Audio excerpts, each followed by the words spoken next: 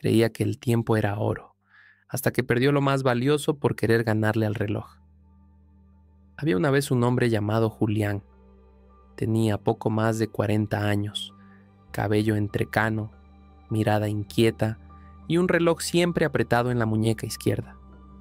No por estilo, sino por necesidad, o eso decía él. Julián vivía en una ciudad que nunca dormía. Desde que salía el sol hasta que caía la noche, su vida era una carrera contra el tiempo. El despertador sonaba a las 5:30 de la mañana. En 15 minutos ya estaba vestido, con el café en mano y los correos abiertos en el celular. Mientras sus hijos desayunaban, él ya estaba revisando los reportes del día. Nunca se sentaba. Nunca escuchaba del todo. Solo asentía y decía: rápido, que se hace tarde. Cada día era un nuevo maratón, del tráfico al trabajo, de reunión en reunión, de mensaje en mensaje. Siempre con el ceño fruncido, siempre mirando el reloj. Su lema era simple: el tiempo es oro. La gente lo admiraba por su eficiencia. Lo llamaban el que lo resuelve todo, el que siempre está un paso adelante. Pero detrás de esa reputación había algo que nadie notaba, o que nadie se atrevía a preguntar. Julián ya no recordaba la última vez que vio un atardecer sin revisar el celular. No recordaba cuándo fue la última vez que escuchó una historia completa de su hijo, o que se quedó a cenar sin mirar el reloj. Todo en su vida era útil, productivo, rápido, y aún así siempre sentía que algo le faltaba, porque aunque corría sin parar, no sabía exactamente hacia dónde iba, hasta que un día el tiempo lo alcanzó. Los días seguían cayendo como hojas secas, uno tras otro. Para Julián el calendario era un enemigo invisible que lo empujaba a correr aún más. Su agenda estaba tan llena que para ver a sus propios padres tenía que agendar un espacio los domingos, si no surgía algún pendiente. Sus hijos comenzaron a dejar de contarle cosas. Su esposa, Clara, ya no intentaba invitarlo a sentarse en la sala. Él siempre tenía una excusa. Siempre tenía algo más urgente que hacer. No tengo tiempo ahora. Después hablamos, decía. Pero ese después nunca llegaba. Un día Clara le mostró una pintura que su hijo menor había hecho en la escuela. En ella, todos los miembros de la familia aparecían juntos en un parque, menos Julián. ¿Y papá?, preguntó Clara con una sonrisa. El niño respondió sin pensarlo. Papá siempre está trabajando, él no va a los parques. Julián sintió un pequeño pinchazo en el pecho, pero lo ignoró. Es normal, pensó. Ya lo entenderán cuando crezcan, pero el cuerpo no miente ni espera. Esa misma semana, Julián empezó a sentir un leve dolor en el pecho, un ardor que subía y bajaba, como una advertencia muda. Lo atribuyó al estrés, tomó una pastilla y siguió. Otro día se le entumeció la mano izquierda durante una reunión. Rápido fue al baño, se echó agua en la cara y volvió como si nada. No tenía tiempo para enfermarse. Una noche, mientras manejaba de regreso a casa, el tráfico lo detuvo en un embotellamiento. Miraba el reloj cada 30 segundos, golpeaba el volante, murmuraba maldiciones al aire. En ese momento su celular vibró. Era un mensaje de Clara con una foto. Su hija mayor en una pequeña obra escolar, vestida de árbol. Él había prometido llegar. Lo había olvidado. ¿En qué momento dejé de ser parte de sus recuerdos? Miró la imagen y algo dentro de él se quebró muy suave, como un hilo que finalmente se suelta después de tanta tensión. Al día siguiente, ignorando todos los síntomas, salió como de costumbre. Reunión, presentación, almuerzo con cliente.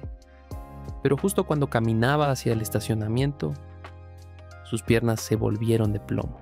El mundo giró. Su corazón por fin dijo basta. Julián cayó al suelo. No hubo tiempo de avisar a nadie. Fue el vigilante del edificio quien llamó a emergencias. Despertó 3 días después, en una cama de hospital. Estaba conectado a máquinas, con vendas en el brazo y suero en la vena. Clara estaba allí, con ojeras profundas. Sus hijos, en silencio, lo miraban desde una esquina. Y entonces, por primera vez en mucho tiempo, el reloj no importaba. No había agenda, no había juntas. Solo un susurro dentro de su cabeza que repetía una sola pregunta. ¿Qué has estado haciendo con tu vida? El hospital huele a desinfectante y a espera. El tiempo, que siempre había sido un tirano para Julián, ahora parecía burlarse de él. Avanzando lento, casi inmóvil, como si quisiera obligarlo a mirar lo que siempre evitó. 3 días conectado a cables, con visitas silenciosas y preguntas que nadie se atrevía a hacer. ¿Y si no me hubiera detenido? ¿Y si esto hubiera pasado mientras manejaba con mis hijos? ¿Y si no me despierto la próxima vez? Durante años había sido el arquitecto de su propia rutina, construyendo un castillo de productividad, pero con paredes vacías, sin ventanas para ver lo que de verdad importaba. Los médicos fueron claros. Había sufrido un infarto. No el peor, pero uno que cambiaba todo. Requiere descanso, cambios drásticos, revisión total del estilo de vida. Reducción del estrés, dijeron. Más tiempo con su familia. Palabras que para él sonaban lejanas, casi extranjeras. Una tarde, Clara entró a la habitación. Se sentó a su lado sin decir nada. Sus manos, antes suaves, estaban frías, firmes. Después de unos segundos, habló sin mirarlo. Pensé que ibas a morir, Julián. Y lo peor es que no hubiera sabido qué decirte. Ya casi no te conozco. Él intentó responder, pero las palabras no salían. Solo un nudo en la garganta y los ojos fijos en el techo blanco. Nuestros hijos no saben si contarte cosas o si van a molestarte, porque siempre estás apurado, siempre estás en otro lado. Julián no era un mal hombre, nunca lo fue. Solo confundió lo urgente con lo importante. Pensó que darles una buena vida era sinónimo de darles más cosas, sin darse cuenta de que lo único que realmente querían era a él. Y ahora, postrado, viendo la mirada quebrada de Clara, lo entendía. Tarde, pero lo entendía. Al día siguiente Julián pidió un espejo. Quería verse. El rostro reflejado era pálido, más viejo que hace una semana. La mirada cansada, los ojos hundidos.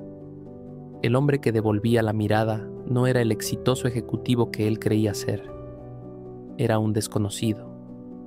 Uno que había corrido tanto que se había olvidado de sí mismo en el camino. ¿Qué construir realmente?, se preguntó. Las visitas al hospital se volvieron momentos de silencio, miradas largas, lágrimas que caían sin ruido. Su hija, la del disfraz de árbol, le llevó una hoja con un dibujo nuevo. Esta vez toda la familia en un parque, y él estaba ahí, tomando su mano. «Te extrañamos, papá», le dijo, y eso dolió más que el infarto. El verdadero conflicto no era el corazón de Julián, era su conciencia. Era el peso de los años desperdiciados en lo urgente, mientras lo valioso lo miraba desde la esquina. Y ahora, que no podía correr, no podía esconderse detrás de la agenda o de las juntas, no le quedó más opción que mirar de frente su vida y todo lo que había dejado atrás. ¿Cambiaría? ¿O solo era una pausa antes de volver a lo mismo? Esa era la verdadera batalla, no la que se libraba en su cuerpo, sino en su alma. Los días en el hospital fueron largos, silenciosos, pero necesarios. Julián comenzó a ver cada momento como si fuese la primera vez. El sonido de las hojas al otro lado de la ventana, el olor del café que traía la enfermera en las mañanas, incluso los mensajes sencillos de sus hijos en voz baja, como si temieran despertarlo. Algo dentro de él estaba cambiando, despacio, pero firme. Una tarde, el doctor le entregó el alta médica. Le explicó que el cuerpo podía recuperarse. Sí, pero que si su mente no lo hacía, era solo cuestión de tiempo antes de que la vida volviera a detenerlo. La pregunta es, ¿Vas a volver a correr, señor Julián?, le dijo el médico con una mirada que pesaba más que la pregunta misma. Julián no respondió en voz alta, solo bajó la mirada, porque esa pregunta no se respondía con palabras. El primer día en casa fue extraño. No había correos, ni notificaciones, ni reuniones virtuales, solo su familia, solo su hogar, ese mismo que conocía por dentro, pero al que nunca había realmente observado. Clara lo recibió con un abrazo largo, sin palabras. Los niños lo miraban con una mezcla de distancia y curiosidad. Para ellos, su padre siempre había sido un pasajero que venía y se iba, pero que nunca se quedaba mucho. Y esa noche, por primera vez en muchos años, Julián se sentó en la mesa con ellos. Sin celular, sin apuro, solo escuchando. Comenzó poco a poco. Caminatas cortas con su hija en el parque, juegos de mesa con su hijo, silencios compartidos con Clara frente al televisor. Se obligó a dejar el celular en otra habitación. Comenzó a leer de nuevo, a respirar más lento, a mirar el cielo sin pensar en lo siguiente.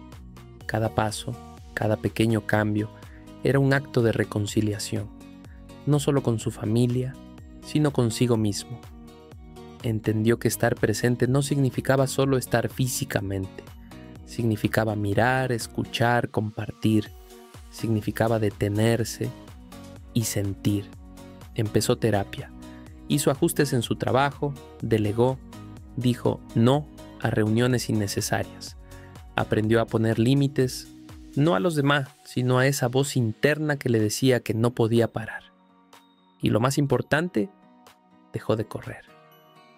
Un domingo por la mañana, su hijo se le acercó con una sonrisa tímida y le preguntó si quería jugar fútbol en el patio. Julián miró el reloj por reflejo y luego, sin pensarlo, se lo quitó de la muñeca y lo dejó sobre la mesa. «Vamos», respondió con una sonrisa. Ese día no hubo reuniones, ni llamadas, ni prisa. Solo risas, pasto en los zapatos y la certeza de que por primera vez en mucho tiempo estaba justo donde debía estar. La vida no siempre avisa. A veces te susurra, a veces te grita y otras simplemente te detiene. Julián aprendió a su manera que vivir deprisa no es lo mismo que vivir, que llenar el día de tareas no es sinónimo de tener una vida plena, que estar presente no es solo ocupar un lugar, es mirar a los ojos, escuchar sin interrupciones, compartir silencios, abrazar sin prisa. No se trataba de renunciar a sus metas, ni de dejar de trabajar duro. Se trataba de recordar para qué y para quién lo hacía. Quizá tú, que escuchas esta historia, también vives corriendo, persiguiendo pendientes, metas, resultados. Quizá también tienes el calendario lleno, pero el corazón vacío, y tal vez aún estás a tiempo de bajarte del tren antes de que sea la vida la que te obligue a hacerlo. A veces, el verdadero éxito no está en llegar más rápido, sino en saber cuándo detenerse, mirar alrededor y agradecer. Porque al final, cuando el reloj se detiene, lo único que realmente cuenta no son los logros, ni los correos contestados, ni las juntas del lunes. Lo que permanece son los momentos compartidos, las miradas sinceras, las risas en medio del caos. Y eso no se mide en minutos, se mide en amor, en presencia, en vida. Moraleja: no vivas tan aprisa que olvides por qué empezaste a correr. Detente, respira, escucha, porque lo verdaderamente importante nunca tiene prisa.